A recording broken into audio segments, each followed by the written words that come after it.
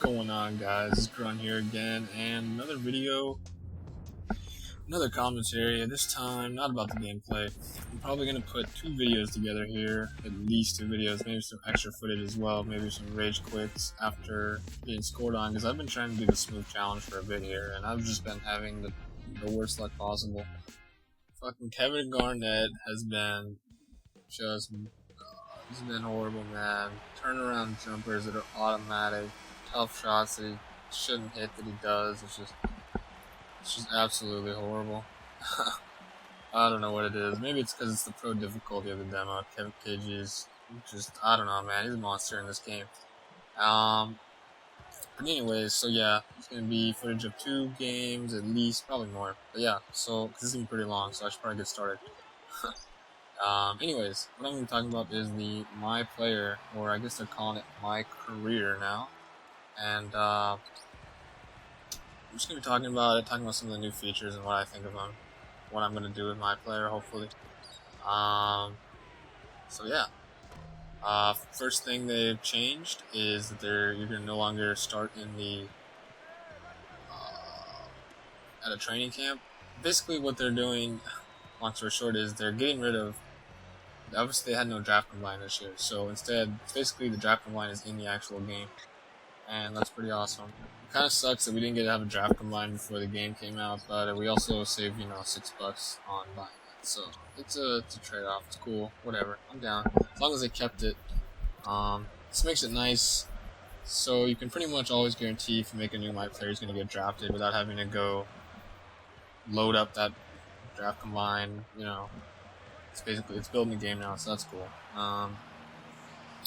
Also, when you do get drafted, if you do get drafted, you will go to the podium and shake David Stern's hand. This is something pretty small, but also pretty cool. Before, you would just see your name pop up on the draft board, but now you actually get to see your player go up and shake his hand. It's cool. It's pretty much part of a lot of the features seem they're about seeing My Player doing certain tasks around the NBA. The real NBA player would, like the podium, or going to a podium after the game. Talk about that later, but yeah, a lot of features like that where you want to see your player actually doing real NBA things. We're gonna get a lot of new information about in the main screen now. We're gonna be able to get information about our minutes. If we're going to be losing minutes or if we're going to be gaining minutes. I remember in 2K10, the way they had the minutes was not the best. You could basically see what minutes you were going to get, and that's about it. And I hope they actually redid the system where it actually determines your minutes, because if you're coming out of training camp like a phenom scoring 35 a game, you definitely deserve to get at least over 5 minutes of playing time. And I remember it was pretty standard, regardless how dominant you were. You would only get 5 minutes. I remember specifically, I made a My Player for the Chicago Bulls, and he was a 6'11" big man. And out of training camp, I was averaging like 25 and 10.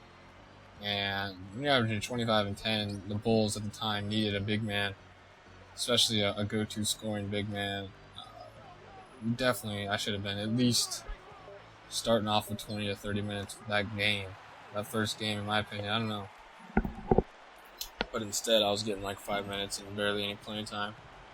It was actually kind of funny though, because how they set it up was like I'd come in the game and I'd start doing really well, and then they'd kind of force to keep me in the game. And I don't know, it just didn't seem realistic at all. Like, especially after 10 games, like I'm not starting, but I'm averaging 20 and 10 with the minutes I'm given. And if they would have done it properly, I wouldn't have had to force kind of unrealistic stats. I was going like 20 and 10 with like 15 minutes of playtime, and that's extremely unrealistic. But the whole time I'm just trying to get that starting spot. So I really hope they redid that system. Also, you're going to get a timeline detailing important career milestones. Now, I have a feeling that they've kind of taken this from MLB 2K10, which many people probably haven't played, but they did have a My Player in that, and that came out after 2K10, so they added a couple things that 2K10's My Player didn't. And one of them was Hall of Fame goals you would set before the season, and I'm pretty sure that this is going to be something similar to that.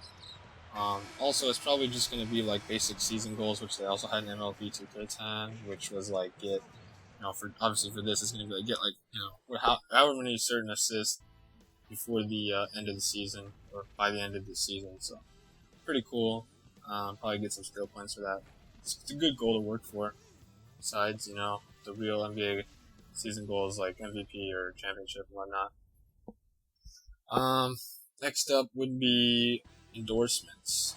There's going to be obviously a screen where we can see all of our endorsements we've received from whatever companies, billboards, shoes, all that stuff. And that's pretty cool. A lot of people thought that, this is kind of lame having billboards and this is not that cool, or this is something so small. Like, yeah, it's small, but it's also, I think it adds a lot of realism. It seems like they've really tried to make it, this year in my career to basically have a lot of realism. It's really like off the court realism or after the game realism, which is cool because it actually has more depth to whatever your my player is and more character or something. I don't know, whatever. It seems cool. It seems really cool to me, so I'm down with it.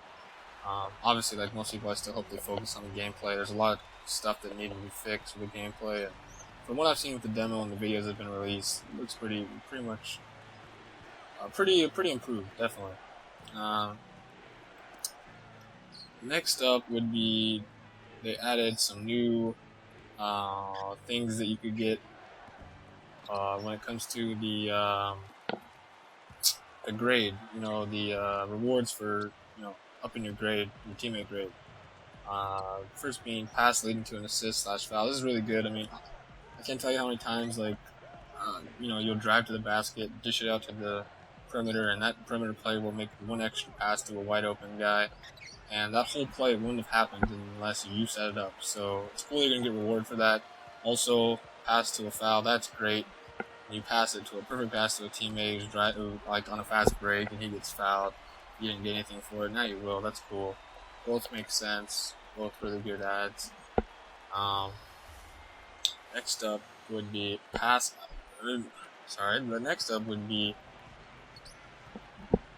Next up are new things that will dent your teammate grade, and one of those will be pass out of a bad shot. Basically, when you pull up to shoot and you pass mid-shot because it's a bad shot, you will get dented for that, and that makes sense. It's never a good situation where you're pulling up for a bad shot and it's a good decision to make that extra pass, but at the same time, you shouldn't have been in that situation in the first place. That's a mistake on your part, which is cool. Also allowing the inside pass, that's pretty self-explanatory. Basically, you're guarding your guy on the perimeter and he's able to get to a nice pass in the post to a player, a big with good post position. That's never a good thing. You're supposed to be able to contest. I hope they have a pretty good way of contesting those passes, but we'll see about that. And then moving on, we got key games. Now, a lot of people are probably wondering what's this all about. If you played MLB 2K10, once again, they did have this in their My Player, and basically what it would be was, as it says on the inside, its key games are games against big matchups, rivals, people trying to, or if you're competing for Rookie of the Year, other people in the league competing for Rookie of the Year as well. Like if you would have saw I guess we could use examples from this year. You could see John Wall versus like Blake Griffin now. Blake Griffin will be eligible for Rookie of the Year. That's pretty interesting. Something like that.